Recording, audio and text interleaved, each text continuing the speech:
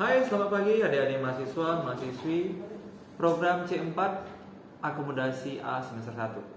Hari ini berjumpa dengan saya Hadi dengan inisial HDI dengan mata kuliah PTM penerimaan tamu, dan dalam mata kuliah ini kita ada beberapa unit kompetensi. Yang pertama kali akan kita bahas adalah unit kompetensi Provide Accommodation Receptionist Service.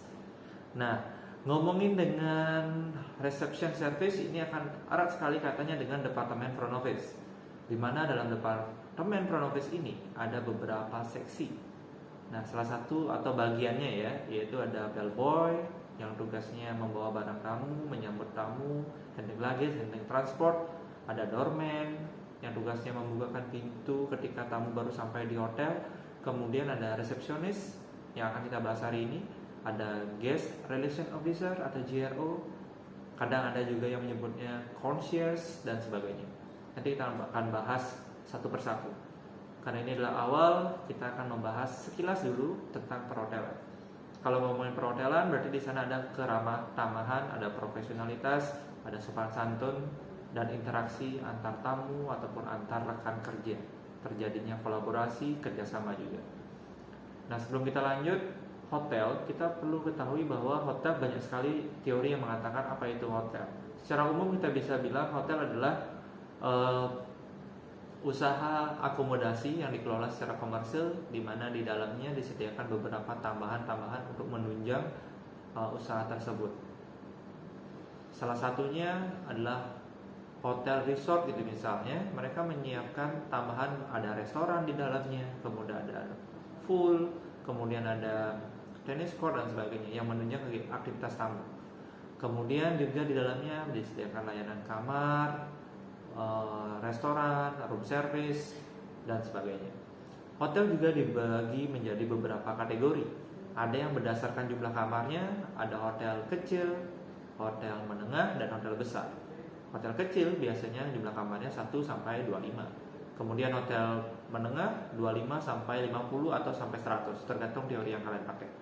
Kemudian hotel besar biasanya hotel yang jumlah kamarnya lebih dari 100 kamar. Itu berdasarkan jumlah kamar. Kalau berdasarkan lokasinya, hotel itu bisa dibagi lagi menjadi city hotel, resort hotel, mountain hotel, lake hotel, cliff hotel, refine hotel, seperti itu. Masing-masing punya penjelasannya. Contohnya city hotel adalah hotel yang berada di area perkotaan. Kemudian kalau lake hotel, namanya juga lake hotel, berarti hotel yang berada di sebelah danau atau pemandangannya danau.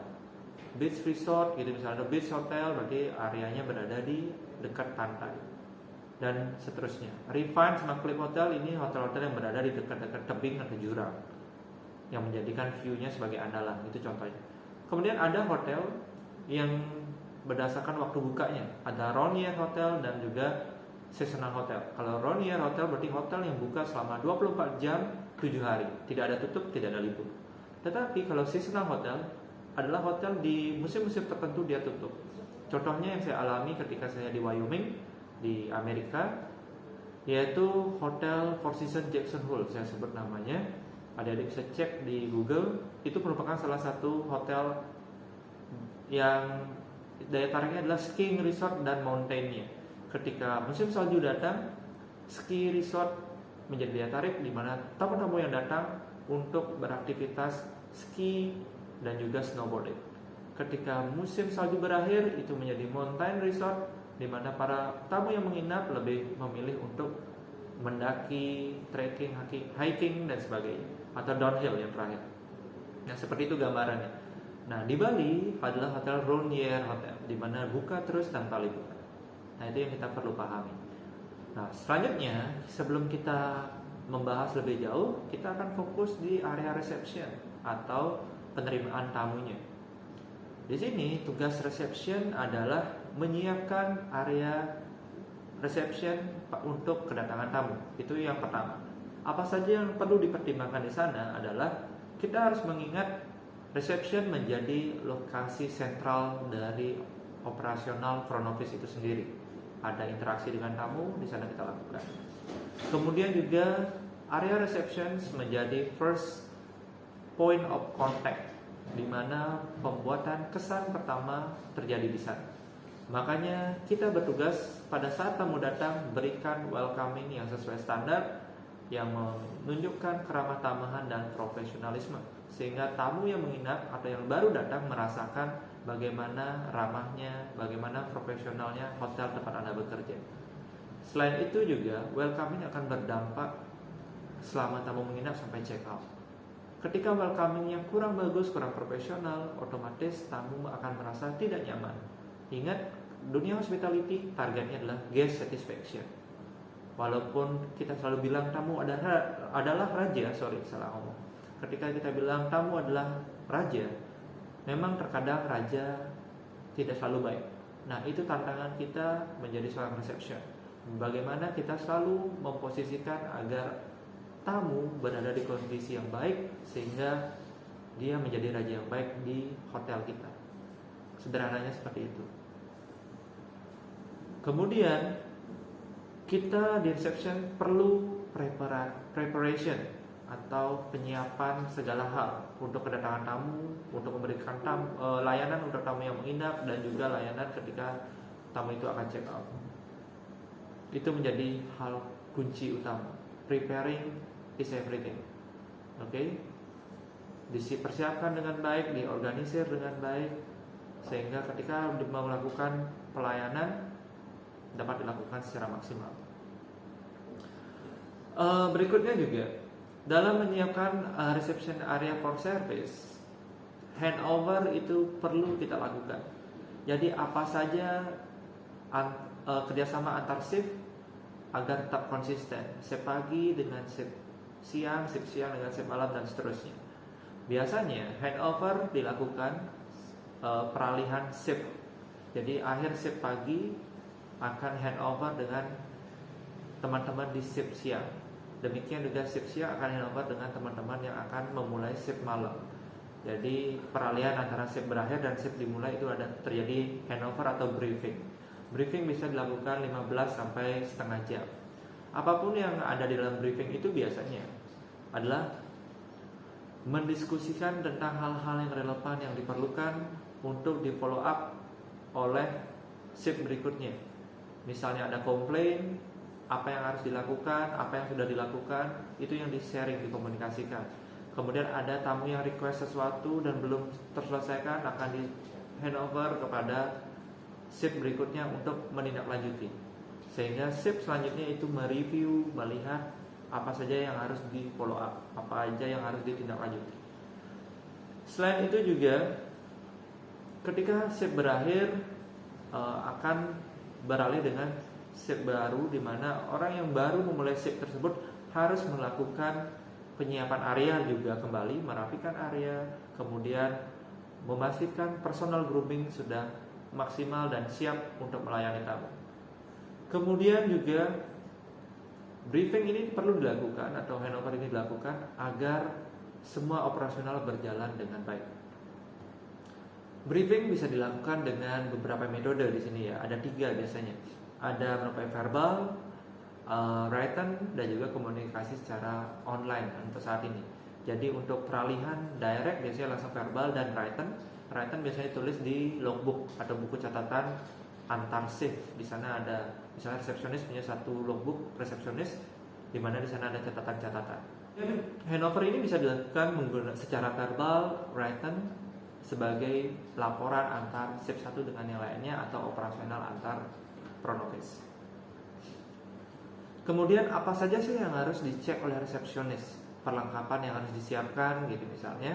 Yang pertama adalah karena receptionist area itu berkaitan dengan sistem, berkaitan dengan komputer, dengan teknologi, jadi dipastikan semua berfungsi dengan baik.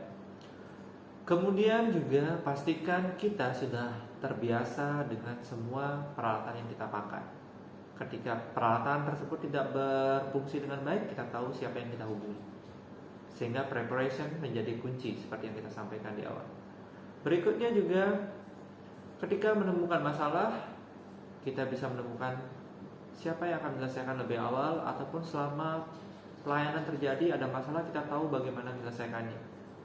Itu merupakan salah satu kesiapan kita dalam memberikan pelayanan kepada tamu. Kemudian juga pastikan kita selalu memiliki supplies operasional.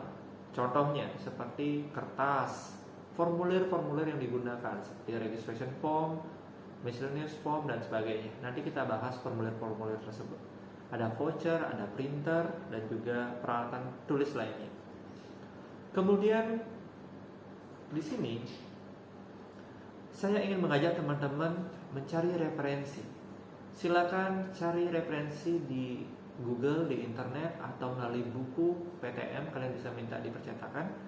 Di sini coba didiskusikan kira-kira peralatan apa aja yang harus ada di resepsionis. Kemudian tujuan alat-alat itu dipergunakan untuk apa. Oke?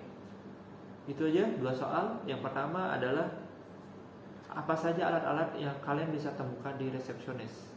Kemudian apa saja fungsi dari alat-alat tersebut. Jadi alatnya tidak hanya mesin, bisa pokoknya segala hal yang mendukung pekerjaan resepsionis di area lobby ya, di area front office. 2 soal itu saja. Oke. Selanjutnya, ketika kita sudah menyiapkan semuanya, kita akan beralih ke review expected arrival atau expected departure, guys. Jadi selanjutnya kita akan mengajak teman-teman sekalian mereview expected daily guest movement. Misalnya dari check-in, selama in-house, selama check-out dan sebagainya. Nah, kenapa kita harus mereview kegiatan ini atau aktivitas ini? Yang pertama adalah untuk guest expecting arrival, kita memastikan bahwa bookingan dari tamu tersebut benar. Yang kedua, memastikan tamu yang sudah booking kamar hotel di hotel kita sudah ditempatkan di kamar yang tepat sesuai permintaan dari tamu. Berikutnya, kita juga memudahkan untuk memfasilitasi atau melakukan koordinasi dengan departemen lainnya. Misalnya saja, tamu yang booking meminta ada fruit basket di dalam kamar atau meminta wine ketika dia arrival. Otomatis ketika preparation kita harus komunikasi dengan AB service, komunikasi dengan housekeeping untuk tamu ini. Misalnya tamu 101, kita sampaikan ke departemen tersebut tertulis ataupun secara verbal sebagai reminder. Tolong disiapkan ya kamar 101 atau 301 untuk fruit basket. Tamunya akan tiba sekitar jam 2. Demikian juga di AB service, tolong disiapkan wine ya ketika tamu arrival nanti jam 2. Sudah ada, sudah disiapkan gitu misalnya. Kalau jauh-jauh hari cukup mengajukan request. Ada request form yang akan disampaikan. Nanti kita akan bahas itu. Kemudian juga kita memastikan siapa saja tamu-tamu penting yang menginap di hotel atau akan menginap atau bahkan akan check out atau meninggalkan hotel. VIP itu dia, very important person, adalah orang penting yang diberikan kode oleh hotel. Ada VIP 1, VIP 2 dan seterusnya, tergantung kebijakan hotel. Kemudian juga untuk tamu-tamu yang akan datang, ketika kita mereview, kita bisa memastikan apakah dia memerlukan penjemputan dari airport atau bandara menuju hotel atau tidak. Kemudian kita juga bisa mengestimasi berapa lama kamar yang harus disiapkan oleh housekeeping. Kamar mana saja yang harus diprioritaskan oleh housekeeping. Karena kita ngomongin tentang koordinasi di sini. Selain itu juga kita bisa menginformasikan ke housekeeping untuk mengecek minibar. Nah, buat teman-teman yang belum tahu, minibar itu adalah ada kulkas kecil ya di dalam kamar yang berisi tentang ada makanan, ada minuman, makanan ringan. Ada yang berbayar, ada yang sudah termasuk di harga kamar. Nah, tugas yang menyetap ini semua, yang mengisi ini semua atau mengisi ulang itulah tugasnya housekeeping. Jadi kita akan lebih banyak koordinasi dengan pihak housekeeping. Kemudian selanjutnya kita ngomongin guest arrival. Yang perlu kita pegang pertama atau guest arrival adalah kedatangan tamu ya, bagi yang belum tahu. Pertama kita siapkan arrival list atau daftar tamu-tamu yang akan tiba. Biasanya expected arrival list ini tersusun alfabetis berdasarkan nama terakhir tamunya atau last name. Karena tamu punya first name ada last name. Misalnya John Smith, nama last name-nya Smith kan, kita sebut nanti Mr. Smith. Jadi Smith ini yang berada di huruf S nantinya.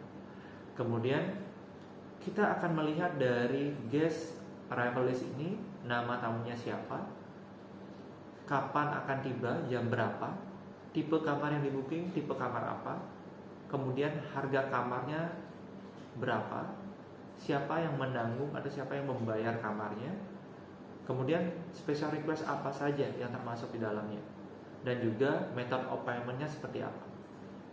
Nah, contohnya inilah yang nanti akan kita konfirmasi ketika tamunya datang. Nah, perlu diingat, tamu menginap ini ada beberapa jenis. Ada tamu yang menginap berdasarkan bookingannya secara langsung atau personal account. Ada tamu yang menginap menggunakan jasa pihak ketiga. Bisa melalui travel agent yang konvensional ya. Bisa menggunakan travel agent yang online. Contohnya booking.com, Traveloka, Expedia, Agoda, dan sebagainya. Nah, khusus untuk tamu-tamu yang menggunakan jasa pihak ketiga, ketika tamunya menanyakan harga kamar, kita tidak boleh mengasih tahu harga sebenarnya. Kita arahkan tamu itu untuk melihat harga sesuai dengan apa yang dia booking di online travel agent atau di travel agent tersebut.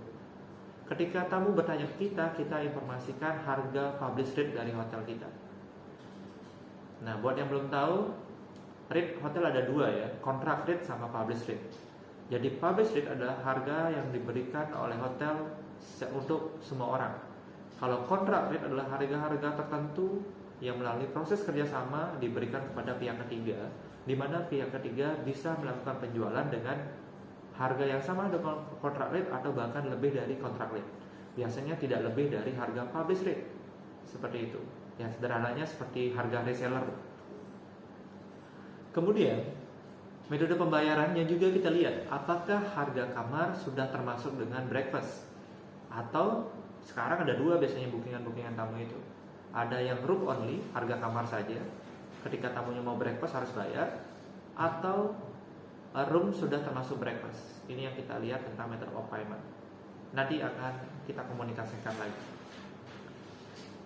Nah, selain tamu yang arrival individual, hotel juga menerima tamu grup. Jadi tidak hanya FIT, yaitu fixed individual traveler, atau istilahnya fully individual traveler. Jadi singkatan FIT itu berbeda-beda.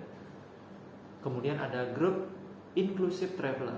Kalau grup inclusive traveler seperti yang kita tahu namanya adalah grup. Jadi semua kegiatan sudah diatur oleh tour leader.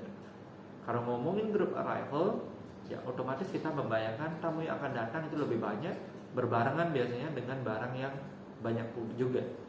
Sehingga menangani tamu grup kita perlu menyiapkan room allocation-nya. Siapa di sebelahnya siapa di satu lantai. Biasanya kalau tamu grup itu meminta kamar yang bersebelahan, berdekatan, atau paling tidak satu lantai. Kemudian kita lihat arrival time-nya jam berapa, sehingga housekeeping bisa menyiapkan, MB service bisa menyiapkan untuk welcome drink. Jadi misalnya housekeeping menyiapkan kamarnya dan sebagainya. Resepsionis akan menyiapkan kunci kamar untuk tamu grup, biasanya dikelompokkan. Kemudian meal voucher untuk restoran requirement juga, ketika ada pesan atau message atau surat yang harus di handover kepada tamu-tamu grup dipersiapkan. Nah, selanjutnya ketika tamu tersebut datang, rooming list atau room allocation yang sudah disiapkan akan diberikan ke tour leader. Nama-namanya siapa saja menempati kamar apa saja. Itu akan kita sampaikan ke tour leader, dan juga registration card atau registration form, formulir registrasi. Jadi tamu akan meregistrasi di sana dengan melampirkan ID card dari orang yang akan menginap di kamar tersebut. Setelah selesai proses registrasi, kita menyiapkan guest card. Guest card itu seperti welcoming brochure di mana ada informasi tentang hotel, kemudian apa saja yang tamu miliki, dan juga ada kartu yang menunjukkan bahwa tamu itu merupakan bagian dari hotel kita, atau mengindikasikan bahwa dia adalah tamu yang menginap sehingga diperbolehkan menggunakan fasilitas yang ada di hotel. Kemudian berikutnya, setelah kita ngomongin arrival guest, kita ngomongin dengan tamu yang stay over atau tamu in-house, tamu yang sudah menginap di hotel kita. Kemudian stay over ini adalah tamu yang masa menginapnya melebihi masa departure-nya dia atau extend ya. Jadi dia minta extend. Misalnya dia stay 3 malam, dia request untuk 4 malam. Karena dia nyaman, dia nggak puas untuk 3 malam saja menginap, sehingga dia menambah malam lagi, 1 hari 1 malam itu misalnya. Jadi extend stay, istilahnya memperpanjang masa menginap sederhananya. Nah, apa saja yang harus kita lihat di sini? Yaitu request tamunya, kemudian kita perlu detail tamunya. Jika memungkinkan kita sampaikan. Terkadang karena hotel itu kan ada istilahnya density roomnya ya, ada forecastnya. Kamar tersebut memungkinkan tamunya stay sampai tanggal berapa, sehingga ketika kamarnya kosong atau tersedia, extend bisa dilakukan atau perpanjangan masa menginap bisa dilakukan. Tetapi ketika kamar tersebut udah fully book, akan ditempati oleh tamu yang lain, otomatis ketika tamu ini minta perpanjangan menginap, dia tidak bisa.